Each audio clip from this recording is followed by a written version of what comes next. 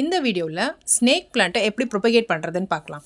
ஒரு ஹெல்த்தியான ஸ்னேக் பிளான்ட்டில் அதிலோட லீஃபை எடுத்துக்கோங்க. கட் பண்ணி இதில் கட் பண்ணுற மாதிரி கட் பண்ணி எடுத்துட்டு அது நல்ல ஒரு பியூர் வாட்டரில் ஒரு 20 to 30 டேஸ்க்கு டிப் பண்ணி வைங்க.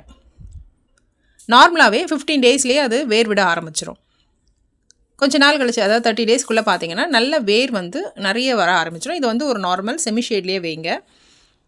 இப்போ நல்லா வாங்க, 30 டேஸில் உங்களுக்கு நல்ல வேர் வந்துருச்சு. இந்த பிளான்ட் எடுத்து நீங்கள் அழகாக கார்டன் சாயிலில் ஃபில் பண்ணிவிட்டு, கார்டன் சாயில் போட்டு ஃபில் பண்ணி வச்சிட்டிங்கன்னு வச்சுக்கோங்களேன். அதையுமே செமி ஷேடில் வச்சிட்டிங்கன்னா அழகான அடுத்த ஸ்னேக் பிளான்ட்டு ரெடி ஆகிடும்.